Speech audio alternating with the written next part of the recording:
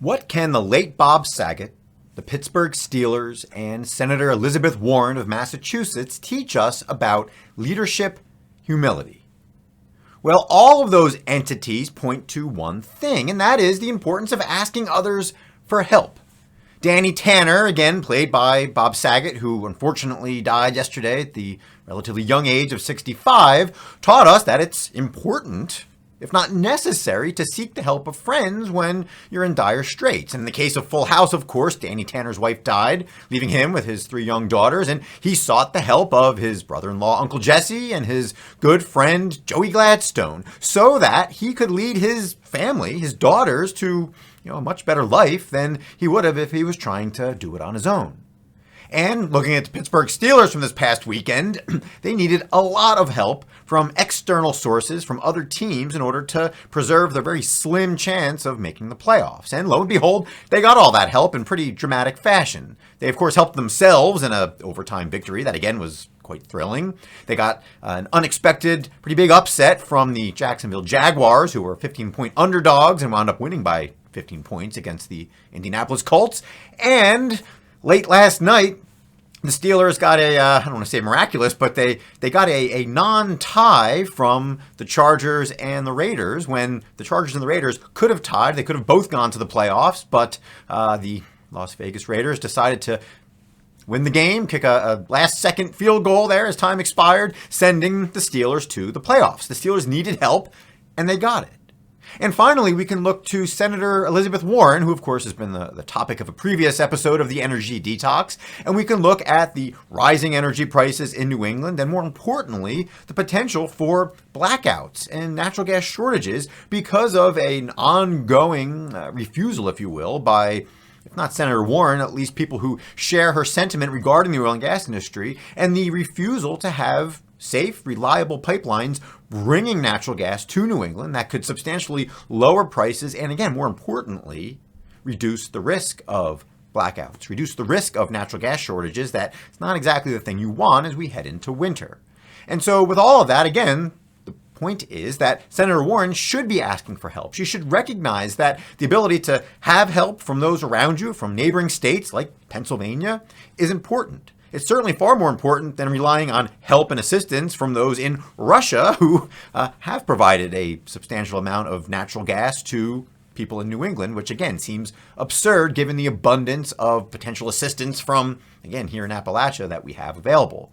So we take all those 3 things together, not to continue to opine about energy policy and 80s and 90s television shows and the Pittsburgh Steelers and the sports world, but more importantly, to remind you of the importance of seeking help. It seems so rudimentary, right? For you as a leader to be reminded to go out and seek the help you need, but the reality is, certainly the people that I work with, it's easy to forget, right?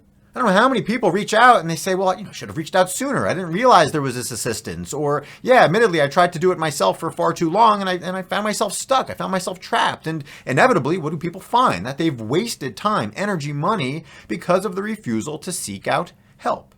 And so today we're going to ask 3 simple questions of you to make sure that you're on guard against that temptation, that natural tendency, especially in an industry like ours where, again, we pride ourselves on hard work and on some rugged individualism at times and getting the job done at all costs. But again, at all costs doesn't just mean doing it yourself, of course. It means looking outward.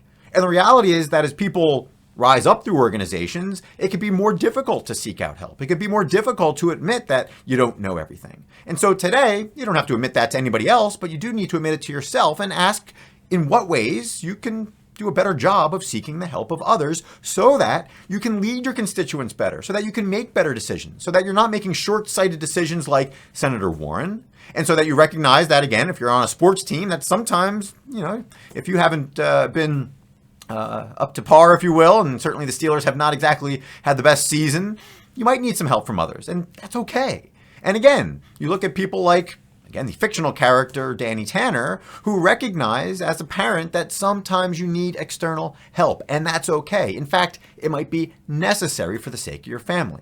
So the 3 questions for you today to help you ensure that you continue to grow, protect, and sustain success for all of your stakeholders, whether they're personal stakeholders like, again, your family, your kids, or certainly professional stakeholders, are the following. 1, from a growth standpoint, in what way Is your refusal to seek help hindering your ability to grow?